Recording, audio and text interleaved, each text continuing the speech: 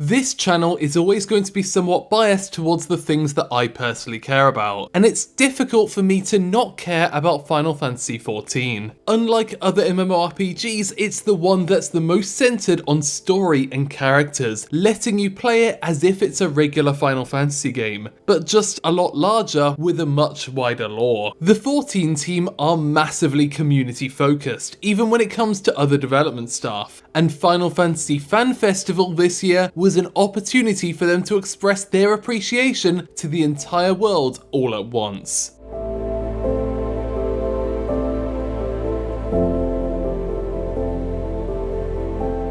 The Digital Fan Fest was a compromise due to the coronavirus pandemic, but although fans couldn't be there in person, they took full advantage of the format. Of course, it's a lot more practical to drive employees to a stage in Tokyo than all over the world. So even though there's a lot of guests at international fan festivals, we don't get the full team like the Tokyo event does. So for many, this was our first chance getting to hear from the artists and animators involved in the game. So we had the opportunity to get to know more about the game from both of the narrative designers, got to find out how a raid is created, and had two different musical performances. It was definitely a treat. The main draw, however, was to find out more details about Endwalker, the expansion releasing in November and ending the 8-year story of Heidelin and Zodiac. And so there definitely was a level of emotional weight to seeing this story eventually come to a close. And FanFest was a testament to the emotional connection between the fans and its creators, and they knew how to pull on our heartstrings.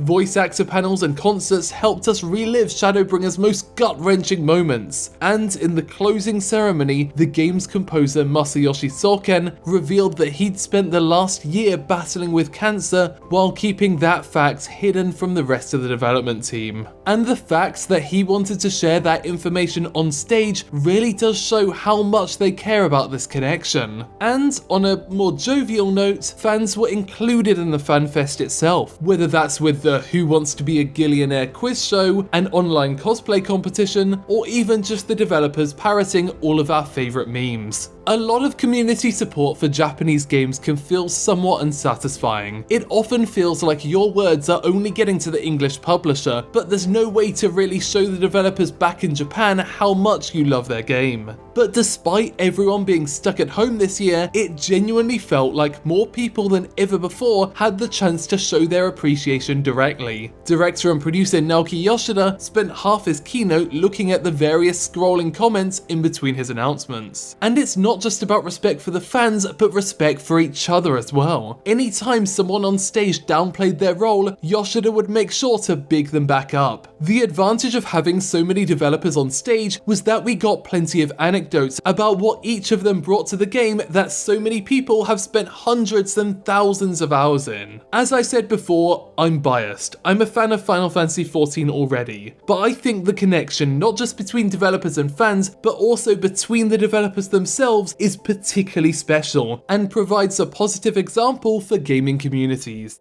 Feel free to subscribe to find out more about the art and creation of Japanese pop culture.